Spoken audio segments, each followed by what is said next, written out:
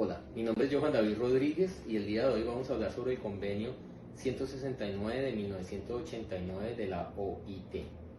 Veremos cómo su adopción mediante la Ley 21 de 1991 y de acuerdo con el artículo 93 de la Constitución Política, el convenio 169 de 1989 puede entenderse como incorporado al bloque de constitucionalidad y ser parte integral de la Constitución Nacional. Adicionalmente veremos su importancia en el ámbito ambiental mediante la relación existente entre la protección de las minorías étnicas y las riquezas naturales que hacen parte de su entorno.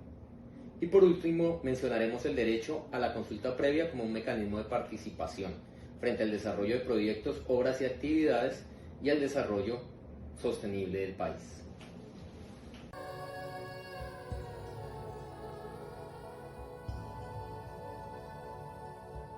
El Convenio 169 de la OIT sobre pueblos indígenas es un tratado internacional adoptado el 27 de junio de 1989 y ratificado por Colombia por medio de la Ley 21 de 1991, por lo cual tiene el mismo valor jurídico que la propia Constitución. Este convenio reconoce el derecho de los pueblos indígenas a asumir el control de sus propias instituciones y formas de vida y de su desarrollo económico. También a mantener y fortalecer sus identidades, lenguas y religiones dentro del marco de los estados en los cuales viven.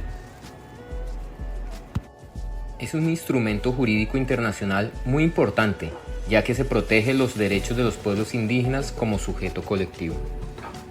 ¿Qué es la OIT? La Organización Internacional del Trabajo, que se creó en abril de 1919 y que pasó a ser un organismo especial de las Naciones Unidas en 1945. La OIT reúne a gobiernos, empleadores y trabajadores de 187 Estados miembros con el fin de establecer las normas del trabajo, formular políticas y elaborar programas promoviendo el trabajo decente de todos.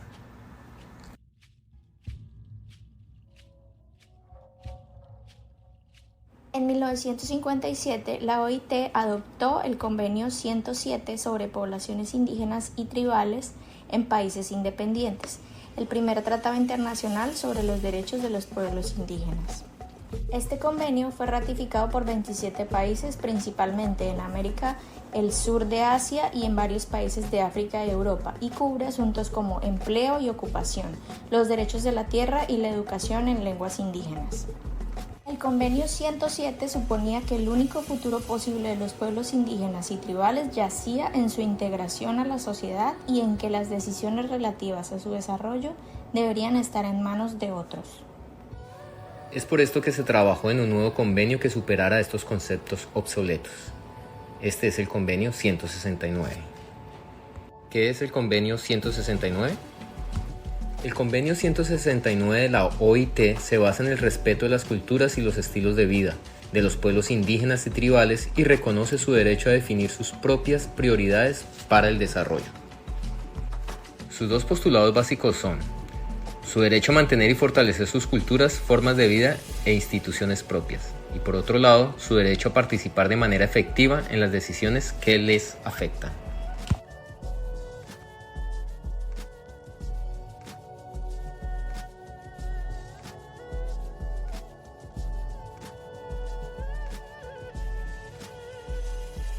El convenio tiene 46 artículos en los que se establecen los estándares mínimos de respeto a los derechos de los pueblos indígenas, entre los que se incluye la propiedad de sus tierras, los recursos naturales de sus territorios, la preservación de sus conocimientos tradicionales, la autodeterminación y la consulta previa. Hasta el día de hoy, 22 países han ratificado el convenio: Argentina, Bolivia, Brasil, Chile, Colombia, Costa Rica, Dominica, Ecuador, Guatemala, Honduras, México, Nicaragua, Paraguay, Perú, Venezuela, además de Dinamarca, España, Fiyi, Nepal, Noruega, los Países Bajos y República Centroafricana.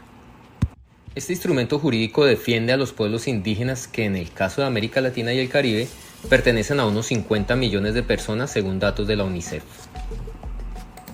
Por otro lado, en Colombia, la Constitución Política de 1991 se conformaba como un nuevo paradigma para la defensa del pluralismo y la diversidad.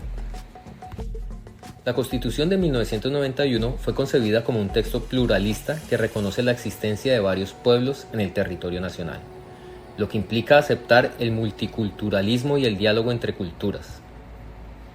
Es oportuno enfatizar que alrededor de 21 disposiciones de la norma superior dan fuerza al modelo de la diversidad étnica y cultural que procura reconocer la identidad de las comunidades étnicamente diferenciadas. Para nuestro caso vamos a resaltar el artículo 1, el artículo 7 y el artículo 8 de la Constitución Nacional. En este último se dice de forma manifiesta que es obligación del Estado y las personas proteger las riquezas culturales y naturales de la nación. La consulta previa a partir del Convenio 169 es adoptada como un derecho fundamental.